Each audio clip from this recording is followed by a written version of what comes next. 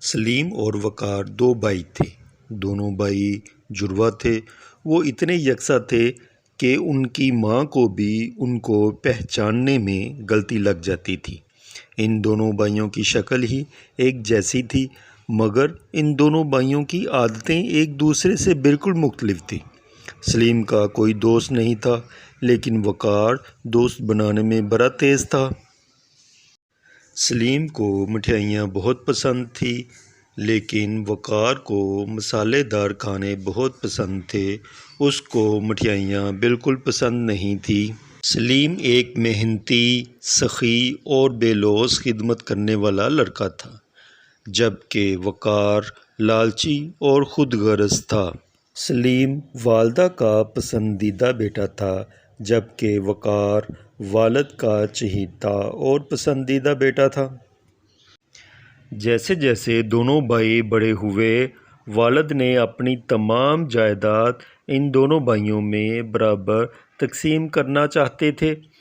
وقار بولا، ابا جان، میں آپ کی اس بات سے اتفاق نہیں کرتا، بلکہ جائیداد کا زیادہ حصہ اس کو ملنا چاہیے جو زیادہ ذہین ہو۔ سلیم بولا، ابا جان، میں آپ کے ہر فیصلے پر راضی ہوں، میں اس بات پر بھی متفق ہوں۔ وقار کیونکہ لالچی تھا، اس کے زیادہ جائیداد حاصل کرنے کے لیے یہ بات کی تھی، جبکہ سلیم لالچی نہیں تھا، اس لیے وہ یہ بات مان گیا۔ والد نے دونوں بیٹوں کے درمیان مقابلہ منعقد کرنے کا فیصلہ کیا۔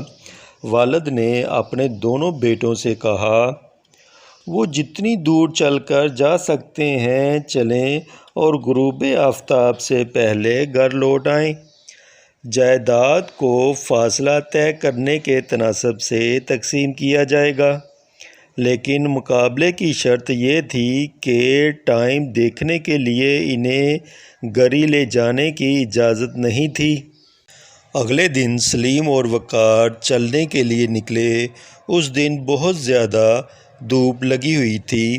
سلیم آہستہ آہستہ اور ثابت قدمی سے چلتا رہا، جبکہ وقار بڑی تیزی کے ساتھ چل رہا تھا، کیونکہ وہ والد کی دولت کا زیادہ سے زیادہ حصہ لینے پر تلا ہوا تھا۔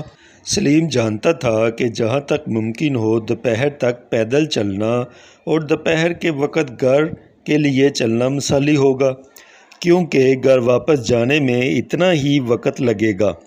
سلیم نے فیصلہ کیا کہ دوپہر کے وقت گھر واپس پلٹنا ہے تاکہ وقت پر گھر پہنچ سکے۔ تاہم زیادہ دولت کمانے کی لالچ میں وقار چلتے چلتے بہت زیادہ دور نکل گیا۔ وہ یہ سمجھتا تھا کہ وہ واپس غروب آفتاب تک گھر واپس پہنچ جائے گا۔ جب سورج ڈھلنے لگا تو وہ فوراً گھر کی طرف واپس مڑا، لیکن بدقسمتی سے سورج غروب ہو گیا۔ لیکن اس نے گھر کا ابھی آدھا راستہ ہی طے کیا تھا۔ دھیرے دھیرے اندھیرے نے اس کے راستے کو اپنی لپیٹ میں لے لیا اور اسے اپنے تھکے ہوئے پاؤں گھسیٹتے ہوئے گھر واپس آنا پڑا۔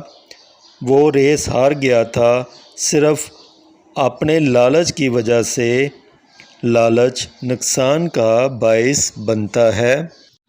میری کہانی پسند آئی ہو تو میرے چینل کو like, subscribe, share and comment ضرور کریں۔ شکریہ۔ اللہ تعالیٰ آپ سب کو دونوں جہانوں کی خوشیاں نصیب کرے، آمین۔